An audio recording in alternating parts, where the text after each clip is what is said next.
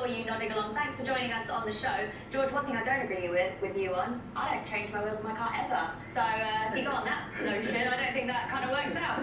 But let's go to a Man United fan now, because you mentioned Jose Mourinho there. That is Tottenham's next opponents in the FA Cup this weekend. So Adam in Canada joins us on the show now. Hey Adam, so you obviously want to bounce back as quick as possible, taking on Bournemouth tomorrow to bounce back after losing to West Brom at the weekend.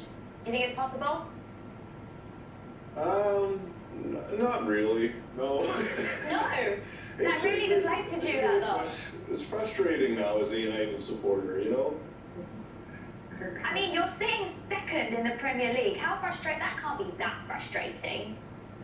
Well, that's it. We're a bit spoiled as United supporters. So I've been reluctant to say it for most of the season, and we have had times where we've had great moments to remember, but it's been laboring, and you know, it seems to me like we're just watching on the pitch now. It seems like an old married couples fight between Mourinho and Pogba. Pogba doesn't want to play a system that Mourinho wants to play, and so they're both gonna have spats and blame the other one. Give me a break. We call it handbag stuff, right, Adam? It's not really. Oh God. My question, Adam, is besides Pogba, right?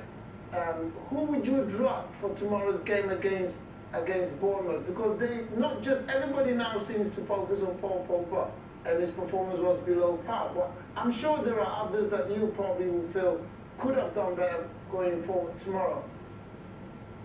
Chris Smalling.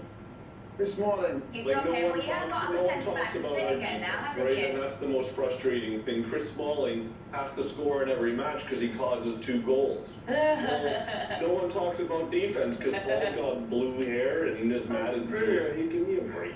You know? See, the thing is, he was the hero against Manchester City, and then a game later, and United fans don't want to see him play again. You guys are fickle. Chris Smalling, he's stealing a living. I mean, we should have let him go. We shouldn't have ever signed him, in my opinion. And he's making blunders constantly. Oh yeah, brilliant goal. Well, look at him. He's always on the ground. He's always falling over. I've never seen a 70-year-old fall over that much. Adam, while you're on a roll with this, what are your chances in the FA Cup then against Tottenham at the weekend? Slim, except it looked like Tottenham was also terrible today, so it might be a bit of a snoozer, but we might actually win, who knows? Yeah. And what about your chances of winning the whole thing? Because I think that's obviously your chance now to get some silverware this season, isn't it?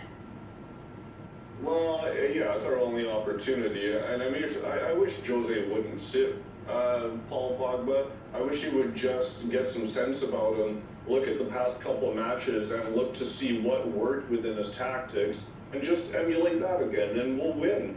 I mean, City isn't any good. It's Chelsea and United's problems within each other, that having spats, that have made City look so good this year. Chelsea and United are at least that good or better. And we just look terrible because we're mad at each other. Give me a break. Adam, I've absolutely loved having you on the show, and I hope you get some of that positivity back as you take on Bournemouth tomorrow night at the Vitality Stadium. George, it's been a pleasure to have you on the show as always, and tomorrow we'll be doing more build-up to that Bournemouth-Manchester United game on the show. So we will see you then, and thanks for all of you for getting in touch on the show tonight.